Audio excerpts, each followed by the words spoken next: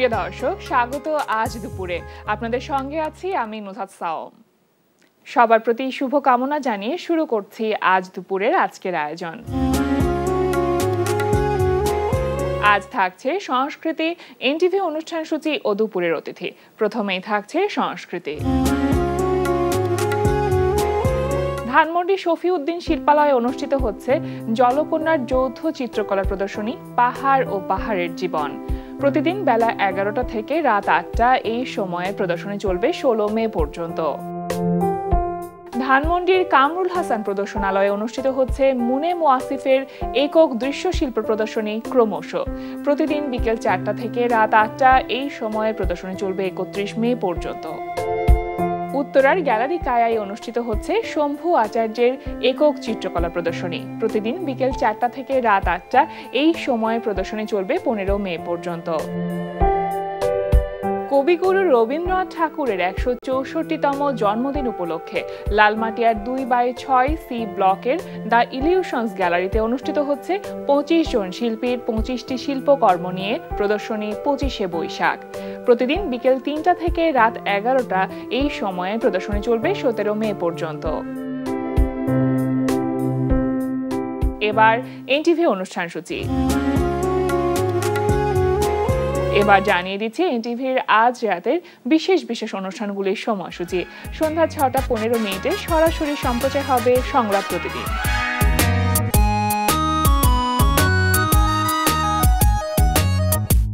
রাত 9টায় থাকছে মোহাম্মদ নুরুজ্জামানের প্রযোজনায় অনুষ্ঠান গানের বাজার।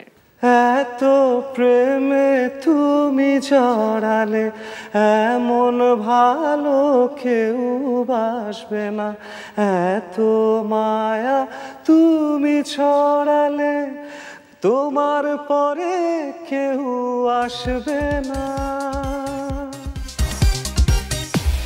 রাত 11টা 30 মিনিটে সরাসরি সম্প্রচার হবে টক শো এই সময়।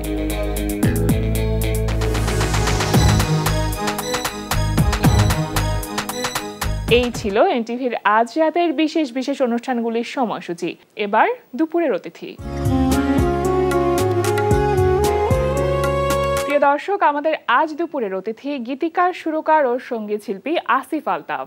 শুভ দুপুর ভাইয়া। শুভ দুপুর। কেমন আছেন? ভালো আছি, আপনি ভালো আছেন? আমি তো খুব ভালো আছি। গান শুনবো, গানের মানুষ পেলে আসলে একটা বিষয়, এই বিষয়টা ভীষণ রকম ভালো লাগে যে গল্প করবার পাশাপাশি আমরা গানটাও শুনতে পারি। গানকে ঘিরে নিশ্চয়ই এখন এই সময়টা ব্যস্ত আছেন। সবকিছু মিলে কেমন যাচ্ছে? যাচ্ছে, মোটামুটি ভালোই যাচ্ছে। এখন আসলে মৌলিক গানের কাজটা নিয়ে একটু বেশি ব্যস্ত নাকি নিজের যে ব্যান্ড দল আছে সমুদ্র? ব্যান্ডও তো মৌলিক গানই, মানে ব্যান্ডটাও আমরা কাভার গান খুব একটা করি না ব্যান্ডের তরফ থেকেও। আর যা গানই গাই না কেন ওটা আলটিমেটলি ব্যান্ড হয়েই বের হয়ে, মানে এক্সিট পলিসিটা ওই ব্যান্ডের হয়েই ওটার ফাইনাল রূপ দাঁড়ায় আর কি। যে ব্যান্ডে যারা বাজাচ্ছেন, বন্ধু বান্ধব যারা আছেন, তাদেরকে মিলেই তো জিনিসটা তৈরি করি কথা সুর দেওয়ার পর। তো ব্যান্ড তো সবসময় এটা ওতপ্রোতভাবে আমার জীবনের সঙ্গে। যখন আপনার কোনো ডুয়েট সং হয় তখন কি ব্যান্ডের থ্রুতেই আপনি কাজ করেন? না, ব্যান্ডের থ্রুতে না। তখন কিছু কিছু ইম্পোজ থাকে ব্যান্ডের কিছু কিছু মানুষের, কিন্তু পুরো প্রজেক্টটা তো তখন আরেক জায়গার, দুই দেশ মিলিয়ে হয়ে যায় আর কি। তো আরেক দেশের সিঙ্গার তিনি গান গেয়ে পাঠিয়ে দিলেন, এইখানে আমরা মিক্স মাস্টারটা করছি আর কি। আচ্ছা। তো সেই ক্ষেত্রে তো আর একক নিজের গান না সেটা। তো নিজের গানের ক্ষেত্রে আর কি ব্যান্ডের সবসময় একটা আধিপত্য থাকে। আচ্ছা, এই ব্যান্ড দলের বয়স প্রায় এক যুগেরও বেশি হয়ে গেল। মানে ভীষণ আবেগের একটি জায়গা সমুদ্র। নামটাই এত সুন্দর। আপনার এই কনসেপ্টটা কিভাবে এসেছিল সমুদ্র নাম? খামাখাই দেয়া, কিন্তু সমুদ্রের যেহেতু কোনো বাউন্ডারি নেই, আমরা ভেবেছিলাম যে সমুদ্রের একটা ওয়েভ আছে যেটা সুরের মধ্যেও আছে। তো এবং সমুদ্র বিশাল হয়, গানের ক্ষেত্রটাও। কিন্তু মানে আমাদের দুর্ভাগ্য বলেন, সৌভাগ্য বলেন, যে আমাদের ব্যান্ডটা তৈরি হয়েছিল শেকলের মধ্যে। মানে আমরা সবসময় আজীবনই ব্ল্যাকলিস্টেড ছিলাম। প্রতিবাদের ভাষা হিসেবে গানটাকে বেছে নেওয়া বলা যেতে পারে, তাই না? নিশ্চয়ই। কারণ গান তো গানের মতোই চলবে। আমি গানকে ডিফারেন্সিয়েট করতে রাজি নই যে আমি এরকম গানই গাই। গানের মধ্যে দিয়েও প্রতিবাদ হতে পারে, অবশ্যই হতে পারে। গানের মধ্যে দিয়ে ভালোবাসা হতে পারে, প্রতিবাদ হতে পারে, সামাজিক চাওয়া হতে পারে, বক্তব্যগুলো। হ্যাঁ নিশ্চয়ই সবকিছুই হতে আমরা পারে। কিন্তু এটা দেখেছি যে যে কোনো সময় হোক, সেটা হতে পারে করোনা কিংবা সেটা হতে পারে বন্যা, বিভিন্ন সময় আপনি সামাজিক বক্তব্যমূলক বা সচেতনতামূলক অনেক রকম গান চেষ্টা করেছেন। চেষ্টা করি। আবার অনেকে আছে যে গান খুবই রিজিড, মানে তারা গান পছন্দ করেন না বা গান খুব একটা গানের লোকজনদেরকেও পছন্দ করে না, কিন্তু তারা দেখি যে আনমাইন্ডফুলিও তারাও নিজেরা গান শোনেন, গাড়ির মধ্যে হলেও গান শোনেন, তারা নিজেদের একটা মিউজিক্যাল ভাইব তাদের মধ্যেও কাজ করে। হয়তো কি মনে করে তারা এটাকে ঘৃণা করে জানি না, কিন্তু আমি দেখেছি কেউ সুরের প্রতি ঘৃণা এটা মন থেকে আসার কথা নয় আর কি। এটা একেবারেই সম্ভব না, মানে ফুল প্রকৃতি কিংবা মিউজিক এটা তো আসলে প্রকৃতি থেকেই মনে হয় আসে এবং কোনো না কোনো ভাবে আমরা সবাই এটার প্রতি অ্যাট্রাকশন থাকবেই, ভালোবাসা থাকবেই। জোর করে যদি কেউ ঘৃণা করতে চায় তারা হয়তো করে, কিন্তু সেটা আমার কাছে লোক দেখানোই লাগে। সেটা একটি গান শুনি, তারপর আমরা বাকি গল্পে যাই।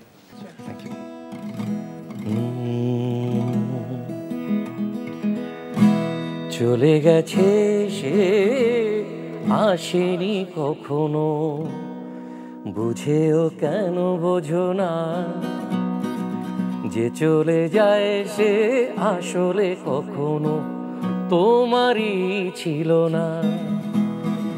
দমকা হাওয়া ছোঁয়া দিয়ে যায়, তাকে ধরে রেখো না, যে করে বসবাস ওই মনের মাঝে হয়তো তাকে চেনো না।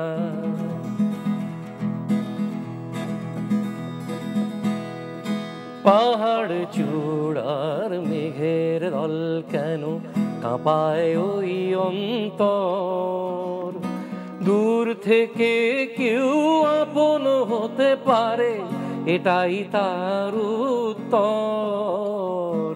সাঁঝের বেলায় ফিরে যাবার কালে পায় কি সবাই ঘর, কারো কাছে গোটা পৃথিবী আপন, ডেকো না তাকে যা যাব। দমকা হাওয়া ছোঁয়া দিয়ে যায়, তাকে ধরে রেখো না, যে করে বসবাস ওই মনের মাঝে হয়তো তাকে চেনো না। এরকম একটা গান আর কি। ভীষণ সুন্দর। আর আপনার কণ্ঠের যে কারুকাজ, মানে যে শাস্ত্রীয় সঙ্গীতের যেটা প্রভাব থাকে না, সেটা ভীষণ রকম সুন্দরভাবে পরিলক্ষিত হয়। আছে কিনা জানি না, কিন্তু আসলেই আমি ক্ষমা চেয়ে নিচ্ছি, সিজন চেঞ্জের কারণে প্র্যাকটিসটা হচ্ছে না। আচ্ছা, আপনি ভূপেন হাজারিকাকে নিয়ে অনেক প্রভাবিত ছোটবেলা থেকে। মারাত্মকভাবে। হ্যাঁ, একটু শুনি। এটা আমার আসলে নিজের কৃতিত্ব নয়, আমার বাবার জন্যই। তো বাবা আমাকে ভূপেনের গানের সাথে মিলিয়ে দিয়েছিলেন ছোটবেলায়, প্রথম পরিচয় গানের সঙ্গে পরিচয়। মা পরে ভূপেন হাজারিকার কাছে আমাকে নিয়ে যান, কিন্তু ভূপেন হাজারিকার গানের প্রতি যেই অনুরক্ত আমি, যেই ভালোবাসাটা, সেইটার পেছনে আমার বাবাই একমাত্র দায়ী, এবং যার কারণে আমি ওই ট্র্যাক থেকে আর কখনো, শুধু গান নয় ব্যক্তিত্ব দিয়েও আপনি প্রভাবিত। এক্স্যাক্টলি, মানে অন্ততপক্ষে ভূপেন হাজারিকার শেষ সময়টুকু ছাড়া তার পুরো লাইফটা যে স্ট্রাগলের মধ্যে দিয়ে গিয়েছিল, এবং তার যেই ইনোভেশন বলেন, তার যেই ডিফারেন্ট একটা আঙ্গিকে গান গাওয়া বলেন, তার যেই থ্রোয়িংগুলো বলেন, এগুলো কিন্তু আসলে আমরা আর অন্য কোনো সিঙ্গারের মধ্যে আমি অন্তত দেখিনি। অনেকে বলে যে স্বাতন্ত্রিক বৈশিষ্ট্যটা শুধুমাত্র তারই আছে। হ্যাঁ, অনেকে বলে যে উনি তো পল রবসনের গায়কী নকল করে বা থিম নকল, আসলে নকল করে কেউ কিছু করতে পারে না। তার প্রতি যেই ভালোবাসা, তার গানের মধ্যে যেই শক্তি, এইটা কাউকে নকল করে বানানো সম্ভব না। আমি একটা বিষয় জানতে চাইবো যে যখন টেলিভিশনে প্রথম আপনি ভূপেন হাজারিকাকে দেখেছিলেন, সেই বিষয়টা এবং পরবর্তীতে আপনার যখন আসলে তার কাছ থেকে তালিম নেওয়ার সৌভাগ্যটা হয়েছিল, মানে কাছ থেকে দেখা তাকে, এই দুটোর মধ্যে আসলে পার্থক্য কি ছিল? একেবারেই ছিল না। এখানটাতেই আসলে বড় ব্যাপার যে এই সমস্ত লোকের কোনো কিছুই হিডেন থাকে না। মানে তিনি যেমনটা করে আপনার সামনে আসছে, পর্দার সামনে আসছে, ঠিক তেমনিভাবেই তিনি পেছনের লাইফটাও লিড করে যাচ্ছেন। ঠিক আমি ওই রকমভাবেই আমি গেস করেছিলাম যে উনি ফ্লোরে থাকেন, আমাদেরকেও ফ্লোরে বসতে দেন, ওনার গল্পের থিম কখনোই রোলেক্স ঘড়ি নিয়ে হবে না, এগুলো নিয়ে হবে না, ঠিক না? তো তিনি তার মতোই, তিনি যা কথা বলেন, যা গানে প্রকাশ করেন, এর মধ্যে কোনো কনফ্লিক্ট নেই। পরবর্তীতে গিয়ে আপনি যখন নিজের সঙ্গীত জীবনে আসলে চেষ্টা করলাম, চেষ্টা করেন, তখন আসলে কোন আদর্শগুলোকে আপনি নিয়েছেন? না, আমার আদর্শ তো স্পেসিফিক কোনো আদর্শ মানুষের মধ্যে মানে ইম্পোজ করে সেটা দিয়ে গান হয় না। আপনার চারপাশে যা আছে, আপনার সামনে যা পড়ছে, যেটাকে ভালো মনে হচ্ছে, সেটা নিয়ে আপনি গান বানাতে পারেন। প্রভাবিত করে। হ্যাঁ, নিশ্চয়ই। স্পেসিফিক কোনো আদর্শ নিয়ে আমি গান তৈরি করি না। যেমন আমি যদি একজন মৌলবাদী হই বা আমি যদি একজন কমিউনিস্ট হই, শুধুমাত্র ওই ধারায় আমি গান করব না, তা নয়। গানটা সবার জন্যই। গান কি আপনার কাছে? গানটা মানুষের প্রেরণা, গানটা মানুষের শক্তি। হ্যাঁ, এবং অবশ্যই গানটাই আমার চরিত্র। আর ওই কারণেই গান কখনো মানুষকে ঘৃণা করতে পারে না। গান স্বৈরশাসককে ঘৃণা করতে পারে, গান ভালো মানুষকে কাছে টানবেই। আপনার ছোটবেলার গল্প একটু শুনতে চাই, মানে বাবা মা বোনেরা ছিলেন, বোনেদের কাছ থেকে আপনি আসলে অনুপ্রাণিত হয়েছেন গানের ব্যাপারে। হ্যাঁ, আমার মেজ বোনের কাছ থেকেই গান শেখাটা শুরু। বড় বোনও শেখাতেন, কিন্তু দুঃখের ব্যাপার ওরা এখন আর গান গায় না। গানের সাথে এখন আর নেই, এখন শুধুমাত্র আপনি আছেন। এখন আমি আছি, কারণ আমার আর কোনো যোগ্যতা নেই। ওরা অনেক বড় মানের মানুষ হয়ে গেছে, তারা বিদেশেই থাকে, এক একজন পিএইচডি, এক একজন বড় চাকরি করে। তো তারা গানটা খুব একটা করছে না। ছোটবেলায় বোনেদের খুব শাসনে থাকতেন আপনি? না, তারা আমাকে কেউ কখনো শাসন করেনি, এটা আমার দুর্ভাগ্য। না, মানে এমন কি যে আপনি দুষ্টু ছিলেন না বলে শাসন করেন? না না না, আমি আমার যতটুকু মনে পড়ে যে মা ধমকাতেন সবকিছু নিয়েই, কিন্তু তাও গান গাওয়া নিয়েও ধমকাতেন যে কেন গাচ্ছিস না। তো হয়তো না ধমকালে গানটাও আজকে গাইতে পারতাম না। বাবা মা কি চাইতেন যে তার ছেলে সঙ্গীত শিল্পী হয়ে বড় হন? হ্যাঁ, চাইতেন, খুব বেশি করে চাইতেন। মানে পেশাগত জায়গা থেকে সঙ্গীত শিল্পী হওয়া, মানে বাংলাদেশের প্রেক্ষাপটে সেই প্রেক্ষাপটটা তারা ইগনোর করতেন, তারা সেটাকে পাত্তাও দিতেন না যে কি হবে এখানে বাংলাদেশে গান গেয়ে, যেটা আমি চিন্তা করি আমার বাচ্চাদের ক্ষেত্রে যে গানটা গাওয়া উচিত না, আর যাই করুক, ঠিক না? কিন্তু তারা সেটা চিন্তা করতেন, তারা চিন্তা করতেন যে না, আমার ছেলে গানই গাইবে, ওর তো সমস্যা হবে না। আরো একটি গান শুনি আমরা এখন। কোন গান শুনছেন? রোমান্টিক গান? হ্যাঁ, অবশ্যই রোমান্টিক গানই গাই। গল্প কবেকার কানে বাজে তবু বারে বার, ফেলে আসা মৌসুম জানি ভুলে গেছো বেমালুম, ছেঁড়া পাল জানে স্মৃতি কোথা টানে, হাওয়ারাও অসহায়, একই অনুভূতি দেয় না তো ছুটি, ডেকে যায় অবেলায়, ছেঁড়া পাল জানে স্মৃতি কোথা টানে, হাওয়ারাও অসহায়, একই অনুভূতি দেয় না তো ছুটি, ডেকে যায় অবেলায়, গল্প কবেকার কানে বাজে তবু বারে বার।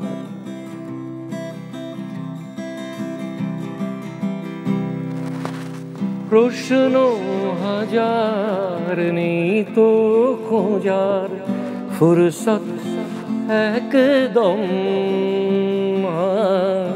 খুঁজতে যাব না, ফিরে তাকাবো না, নিয়েছি সেই কসম, যদি না ছোড় বান্দা প্রেমিক প্রাণটা আঁকড়ে রাখতে চায়, ভাসবো না আর সেই স্রোতেতে ফেলে আসা বেদনায়, গল্প কবেকার কানে বাজে তবু বারে বার।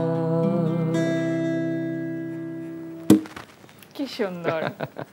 আচ্ছা, আপনি তো ছোটবেলা থেকে গান গাইছিলেন, কিন্তু গান লিখতে পারি বা সুর করতে পারি, এই বিষয়টা আসলে কিভাবে ভর করলো? ক্লাস 7-এ থাকতে একটা গান এমনি ফান করে লেখার চেষ্টা করেছিলাম আর কি।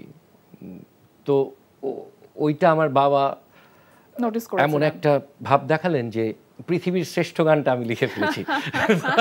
আসলে তেমন কোনো গান ছিল না, তো ওই থেকে শুরু আর কি। আচ্ছা, তারপরে গান লেখা হলো কি পরবর্তীতে এসে সমুদ্রের জন্য, না তখন থেকে গান লিখছিলেন? তারপর থেকে লেখা চেষ্টা করতে করতে করতে করতে। আর গান লেখাটা কিন্তু আসলে অনেকে ভাবে যে এটা ইম্পোজড, হ্যাঁ ইম্পোজড তো কিছুটা বটেই, কিন্তু তারপরে বলবো যে এটা প্র্যাকটিসের ব্যাপার। আপনাকে আমরা দেখেছি আপনি যে গানই গান না কেন সেই গানের লেখা শুরু করা, সব কম্পোজিশন সবকিছু আপনার নিজের থাকে। মানে এটা কেন যে আপনি একটু খুঁতখুঁতে স্বভাবের, অন্য কারোর লেখা বা শুরু করা খুব একটা পছন্দ হয় না? এটা নিয়ে অনেকটা ওরকমই। আমি খুব একটা কমফোর্টেবল নই, কিন্তু কিছু কিছু গান আমার ভালো লাগে। মানে ওই রকম সুরকার যারা, গীতিকার যারা যারা আমার সাথে যায়, যেমন আমার কাভার সং আছে, আমি বাউলদের কাছ থেকে আমি গান নিয়েছি। সেই জালালউদ্দিন, হ্যাঁ বাউল সম্রাট জালালউদ্দিনের কাছ থেকে আমি তার গান আমি গেয়েছি, কাভার করেছি। তারপরে আমাদের ভোলার একজন বয়াতি, রফিক বয়াতি, বারবারই তার নাম আমি বলি, তিনি কিছু কিছু গান কালেক্ট করেন, সেই সমস্ত গান আমার ভালো লাগে। মজার ব্যাপার হচ্ছে আমার একজন প্রিয় ব্যক্তি ইথুন বাবু ভাই, তিনি তার একটা গান আমাকে দিয়ে গাওয়াচ্ছেন। আমার ওটাও খুব ভালো লেগে গেছে, মানে আমার সঙ্গে যায় আর কি গানগুলো। মানে এখানে ব্যক্তিত্বের একটা ব্যাপার থাকে যে কোন গান আমার ব্যক্তিত্বের সাথে যাচ্ছে, কোন গান যাচ্ছে না। আমি কোনো গানকে ছোট করছি না, কোনো গানকে এটা বলছি না যে আমার রুচি বোধে বাধে দেখে আমি ওইটা গাচ্ছি না, তা না। ব্যাপারটা হচ্ছে আমার সাথে যায় না। প্রত্যেকের এক একটা টাইপ থাকে, তাই না? একটা ক্রাইটেরিয়া থাকে। আমার মতো করে আমি গানটাকে প্রেজেন্ট করতে চাই, যেটা আমি পারবো প্রেজেন্ট করতে। জি, নচিকেতার সাথে আপনার বেশ কিছু গান আছে। হ্যাঁ, তো মানে কাজের এক্সপেরিয়েন্সটা কেমন? আমার তো খুবই ভালো ছিল। মানে একদিন সকালবেলা হঠাৎ করেই তার, আমি প্রস্তুত ছিলাম না, আমায় বলছেন তার একজন লোক যে আপনি কোথায় আছেন? দাদা এসছেন। দাদাকে বলে নচিদা এসছেন, আপনার স্টুডিওটা ইউজ করবে। আচ্ছা, আমি তো আকাশ থেকে পড়লাম, আমি বাসায়, তো ছাদে হুট করেই মানে সকাল 9টার সময় তিনি,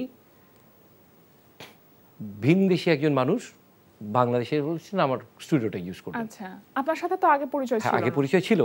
আচ্ছা, আগে পরিচয় ছিল, কিন্তু উনি তো উইমজিক্যাল মানুষ, মানে ঠিক কখন কি করবে না করবে বিশ্বাস করতে একটু কষ্ট হচ্ছিল। হ্যাঁ, তো হঠাৎ করে বাড়িতে, তো তখন আমি খুব অবাক হয়ে গিয়েছিলাম আর কি। তো ইনস্ট্যান্টলি তখন একটা গান তৈরি করি, ইনস্ট্যান্টলি তাকে দিয়ে গাওয়াই। আচ্ছা, আমার সেকেন্ড গানটা। আবার আপনারা দুজন মিলে করেছেন এরকম গানও আছে, কাঁটা তার আছে, হ্যাঁ আরো আছে নচিকেতার সাথে আমার, তোমার মিছিল স্লোগান, এগুলো আছে। একটা বিষয় থাকে কি, যখন একটা লিজেন্ডারি কোনো আর্টিস্টের সাথে আপনি কাজ করছেন, তখন আপনার স্কিল যাতে আরো অনেক বেশি ভ্যালু অ্যাড হয়। তো এই ব্যাপারটা আসলে কিভাবে কাজ করেছে? কি মনে হয়েছে যে নচিকেতাদার কাছ থেকে আসলে কি নেবার আছে বা কি নেবার ছিল যেটা আপনি শিখেছেন? এইখানে অনেক কিছু ব্যাপার আছে। নচিকেতার মতন একজন আর্টিস্ট যখন কাজ করে কারোর সঙ্গে, তখন প্রতি সেকেন্ডে সে কিছু না কিছু তার কাছ থেকে নিতে পারে। স্পেশালি নচিকেতার জীবন বোধটাই তো আলাদা, ঠিক না? তিনি কি দেখে গান করছেন, মানে দেখার দৃষ্টিভঙ্গিটাই আলাদা, পুরোপুরি আলাদা। তিনি কি, কেন, কোন থিমটা গানের জন্য নিচ্ছেন, আপনি কোন লাইনে তার কাছ থেকে না শিখবেন, আপনি টিউন করা শিখতে পারেন, আপনি লিরিক কি করে প্রেজেন্ট করতে হয় শিখতে পারেন, আপনি কি করে গানটাকে দেখবেন, মানুষকে দেখবেন, কি করে প্রেজেন্ট করবেন, সব কিছুই শেখার আছে। এমনকি অনেকে বলে না যে অমুকের তো বয়স হয়ে গেছে, তিনি আর কি দিতে পারবেন না, যতক্ষণ পর্যন্ত তিনি বেড রিডেন, তার ইন্সপিরেশনটাও সমাজের কাছে অনেক বড় ব্যাপার। আমি কয়েকদিন আগে একজন বিখ্যাত আপনার টক শোতে এরকম একজন অ্যাঙ্করকে বলতে শুনেছি যে একজন আর্টিস্ট, একজন এরকম কবি যদি বিছানায় পড়ে যান, সমাজকে তার আর কিছু দেওয়ার থাকে না, তো তাকে কেন বলি যে আমরা বিশাল কিছু একটা হারালাম না, তার উপস্থিতিটাই কন্টিনিউয়াসলি সমাজকে একটা ইন্সপিরেশন দিয়ে যায়। অবশ্যই, ডেফিনেটলি একটা মোটিভেশন থাকে, একটা বিশাল মোটিভেশন। তো নচিকেতা অলওয়েজ একটা মোটিভেশন। কি শিখলাম না শিখলাম ওগুলো মাথা থেকে উড়ে যায় আমার কাছে। কথা বলতে তো দারুণ লাগছিল ভাইয়া, আর আপনি এত সুন্দর করে চমৎকার করে গুছিয়ে কথা বলেন, সেটা শুনতেও আমাদের ভীষণ আরাম বোধ হয়। ভালো থাকুন, আপনার সুস্থতা কামনা করি। আজকে আমাদের আয়োজনে আসবার জন্য আপনাকে অসংখ্য ধন্যবাদ। আপনার কণ্ঠে আরও একটি গান শুনতে শুনতে আমরা আমাদের আজকের আয়োজন শেষ করবো, তবে তার আগে আমি দর্শকদের কাছ থেকে বিদায় নিয়ে আসি। প্রিয় দর্শক, আমরা চলে এসেছি অনুষ্ঠানের শেষ প্রান্তে। অনুষ্ঠান সম্পর্কে আপনার মতামত জানাতে মেইল করুন আজ দুপুরে @ntvbd.com এ। বিশ্বের যে কোনো প্রান্ত থেকে যে কোনো সময় আজ দুপুরে দেখতে ভিজিট করুন আমাদের পূর্ণাঙ্গ ওয়েব পোর্টাল www.ntvbd.com। এছাড়া এনটিভি সব জনপ্রিয় অনুষ্ঠান ও খবরের আপডেট পেতে ভিজিট করুন আমাদের ইউটিউব চ্যানেল ও ভেরিফাইড ফেসবুক পেজে। সবার মঙ্গল কামনায় আজকের মতো এখানেই শেষ করছি। শুভ দুপুর।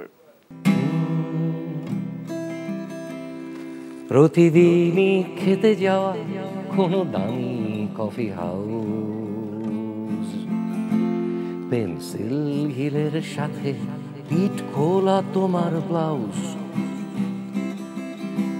5 আঙুল 5টি রঙে মন আমার চনমনে, সেই নেল পলিশের ঘ্রাণ করে আজও ঘুম হারাম। আর বাকিটা ইতিহাস, ছিল রঙিন আমার আকাশ, আমি একলা হলাম বুড়ো। তুমি আজও স্লিভলেস পরো, তুমি একইভাবে শাড়ি পরো।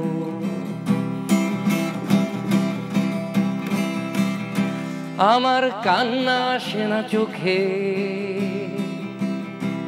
আমার কান্না আসে না চোখে, তবু চোখ ভেজে আই ড্রপে, তোমার চোখ ঢাকা নীল লেন্সে, হাঁটা ক্যাটওয়াক ব্যালেন্সে। আমার হাঁটা এলোমেলো, পড়ে গেছে সব চুলগুলো, কিন্তু মনটা এখনো খাঁটি। প্রতি রাতে তাই নিয়ম ভেঙে তোমার প্রোফাইল ঘাটি, আর বাকিটা ইতিহাস, ছিল রঙিন আমার আকাশ, আমি একলা হলাম বুড়ো।